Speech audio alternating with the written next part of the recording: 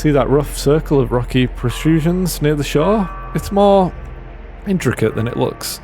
More than 2/3 of it is actually underwater. I haven't seen it myself, but listen to this. It's man-made, and the rocks weren't placed according to their size, so what's visible is more or less uninformedly randomly selected of the overall shape. It looks like it might be a spiral, all told, or maybe some kind of meditative labyrinth. At the head of it is a petrified oak stump that was moved here from above ground, of course, decades ago. That's where this ceremony took place. The Locky Lucks were married here. Many frail-tongued observers said they should just go with lock or luck, or split the difference with luck or even lick, or really anything else, but it was never going to happen.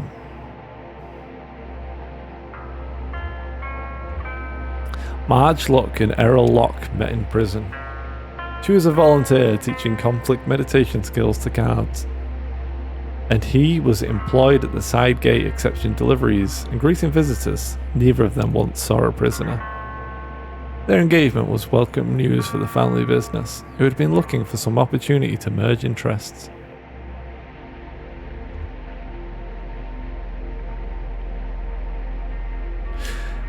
These were the Locks of the Lock Large Animal Story and the Locks of Luck Family Nut Company. Surely someone in their branch of these two great trees had elephant husbandry on their brain. This is all speculation. The ceremony itself was humble and perfunctory, and it must have somehow involved these rocks. Maybe they walked around them in a spiral, like a symbol of their ever-tightening bond. And it must have also involved that petrified stump. Neither family is particularly religious, but rumours persist that the officiant wore a robe.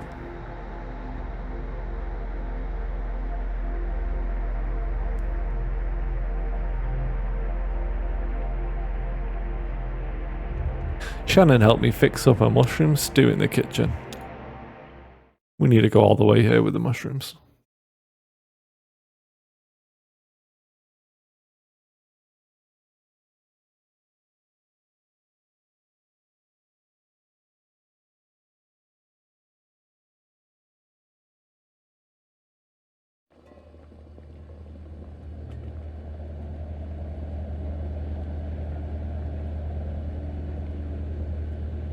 I had a few of those really big caps with the slimy gills. I shouldn't say slimy, moist, because moist is always a better word. The lady in the video called for portobello, but I prefer never to know a mushroom by name. So is this a breakfast stew? It will be, but not today. The stew is for tomorrow. It has to simmer all day. Some things are just better done slowly. We've added the anonymous mushrooms, so next we, I've got the recipe video on pause next door. I used to follow a recipe I learned from Ida herself. The best cook you're gonna meet on this river. Of course it had a few secret ingredients. She has the good sense to preserve some mystery around her cooking. Better for business. Ida is so shrewd. She swore me not only to secrecy, but to ignorance. I had to promise to forget the recipe just as soon as I had cooked it. Let me tell you, it's not so easy to forget something on purpose as you may think, my friend. Not so easy.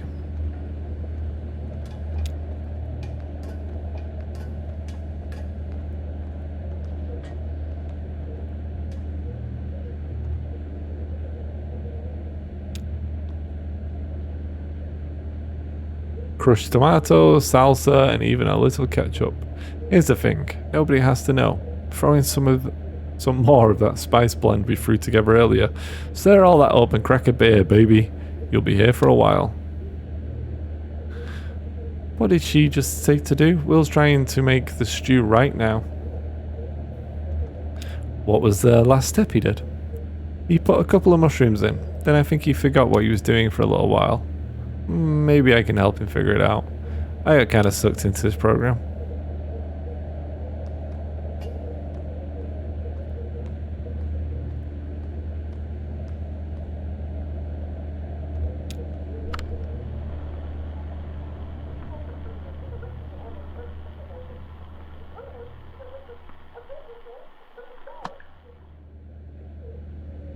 Okay. And even that wasn't enough to convince her. So I trained rigorously in the art of forgetting, studied for months under a master amnesiac. Finally, I learned to forget so quickly and accurately that I was able to convince Ida to share with me the most obscure secrets of her kitchen. As a demonstration of my trustworthiness, I forgot the names of my own parents right there in front of her. Every time I wanted to cook this legendary stew, I'd call Ida up on the telephone and ask her for a quick, temporary reminder. Here on the boat we haven't got a phone line, so I have to seek out culinary wisdom on videotapes of cooking shows. So back to the matter at hand. Next we add some crushed tomatoes. Oh, it's you. I thought, never mind. Hello. I don't have any crushed tomatoes. I have some ketchup. Did you win anything? Tragically, I have misplaced the damn ticket. Sure, it'll turn up. Hey there, could I ask you? Wait, why are you cooking? We're stopping at Sam and Ida's in 20 minutes. It's for tomorrow. Oh, well, just don't forget about it this time. I'm not scrubbing up any more boiled over sludge. Sorry. Listen, I have a favour to ask. There's a package for the telephone exchange, and I can't get the mammoth back there. Could you deliver it for us? Thanks a lot. I've got a dinghy all ready to go. Maybe take your friend with you. One of you can man the outboard motor and the other can aim the flashlight. It's dark.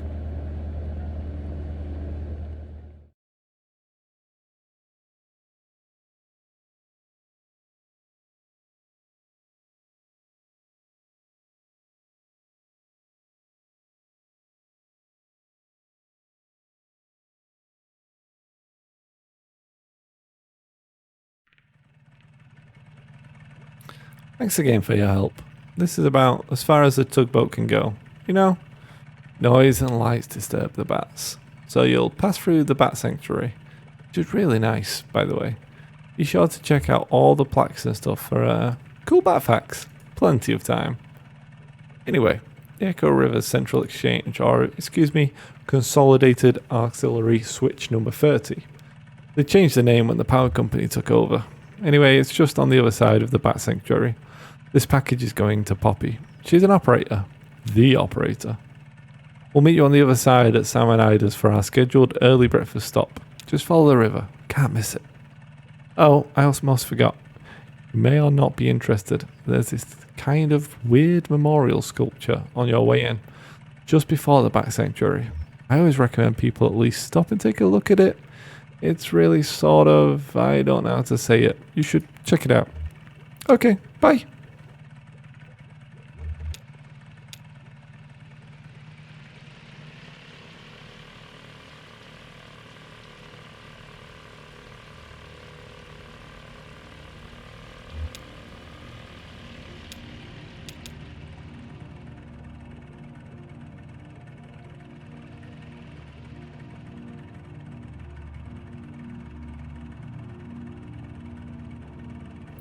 Well, that's not at all creepy.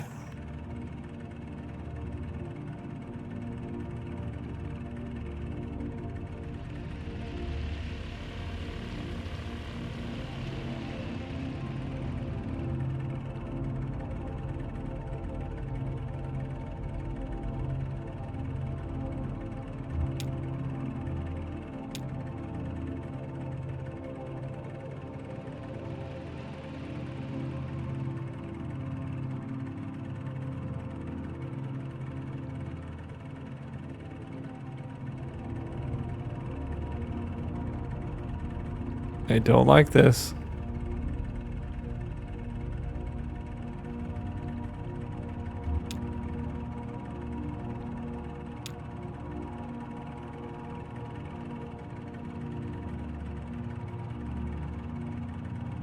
Can we go? What's going on? Oh, there we go.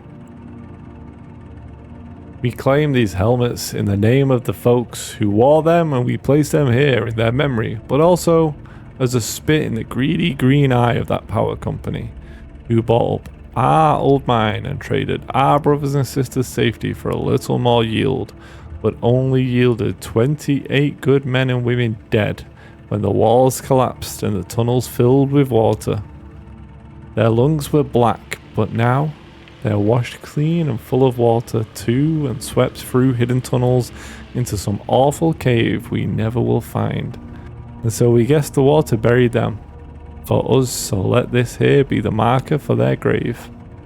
And if any son of a bitch from that power company wants to take back these helmets as a company property, just you try it and see what will happen. Hey, Elkhorn. That's the mine we met in, where your folks worked. Looks like it's been here for a while. I sure as hell wouldn't mess with it. You think whoever wrote it is still that angry? I don't think you ever forget anger like that. No, I guess you probably don't. This probably stirs up, I mean, how do you...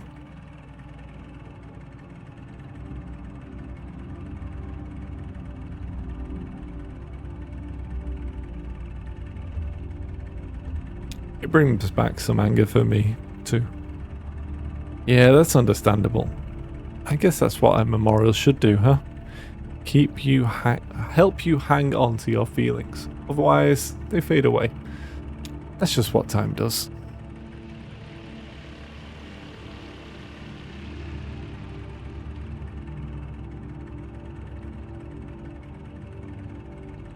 I mean, it's a nice memorial. Kind of, in a creepy way.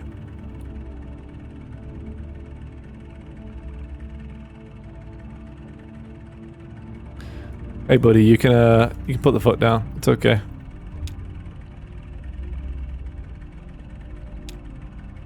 No, honestly. You can go.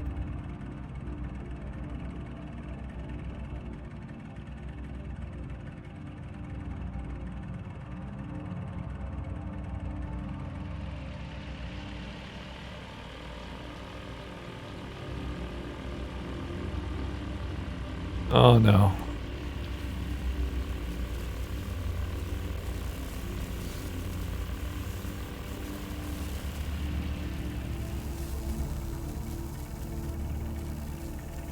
What? You're looking at me like I'm crazy.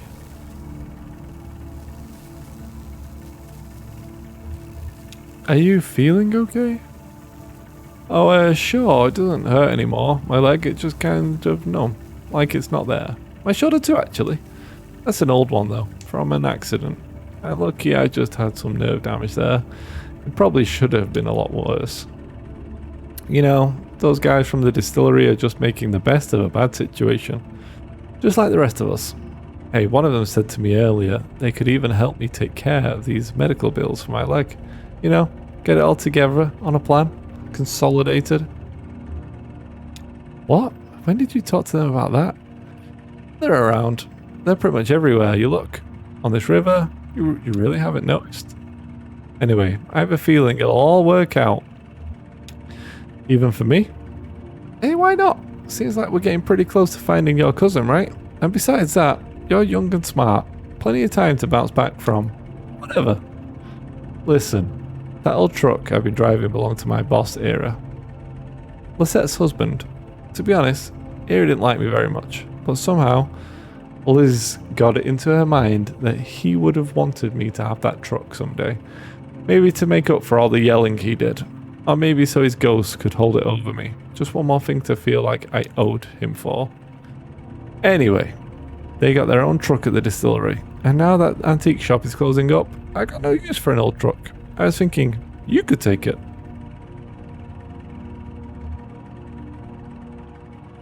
Sure, I could keep an eye on it for you until you get straightened out. Okay, sure. Sounds good.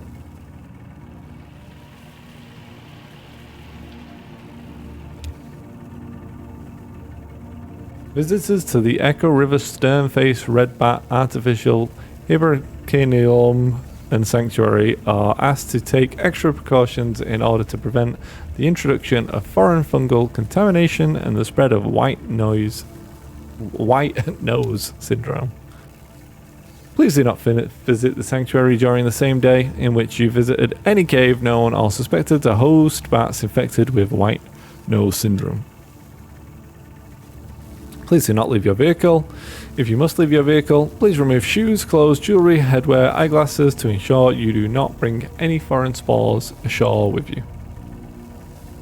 Please do not touch any bats or structures. The stern-faced red bat is confused by light. If you're using a lantern or other artificial light sources, be aware that it may attract and confuse bats. If you are approached by bats, do not panic. Relax, stop your vehicle and switch off your lights. Never touch a bat. Yeah, okay. I can follow these rules.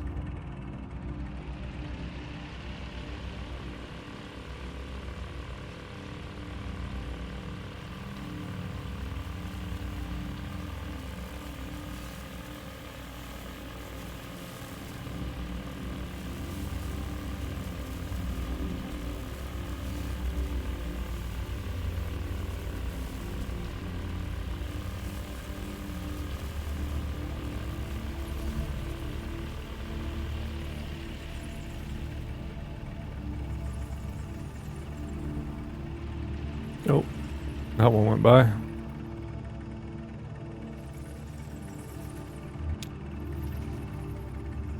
feel like I'm being baited into doing this.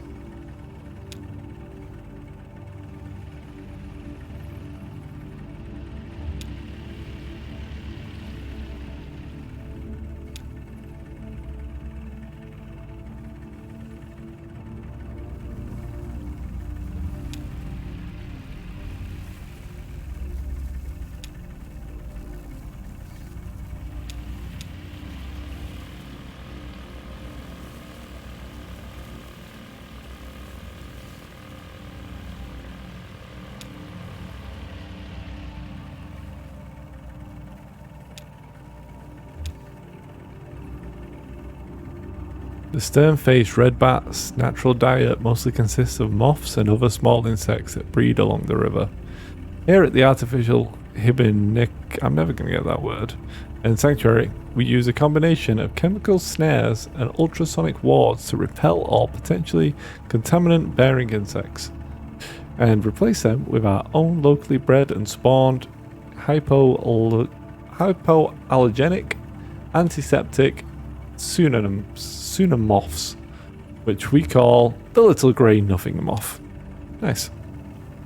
You may be thinking that the other moths and insects, the stern-faced red bat, would have been eating are very much relieved that their natural predator has found another food source. Not so! We've installed netting and highly effective moth traps along the river where the stern-faced red bat normally hunts, to balance their escape from the food chain. But eating moths isn't the only synthetic contribution these bats make. They also produce a potent fertilizer in the form of guano that helps plant life thrive along the Echo River, the shore of the lake leaf. In order to minimize the sanctuary's impact on subterranean agriculture, we collect that precious guano here at the hibernaculum and manually distribute throughout the caves. It's a full-time job. Sounds like a lot of work.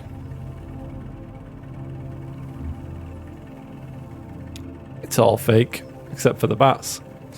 Yeah, I guess so. Reminds me of that guy Donald and his crew down there with the computer.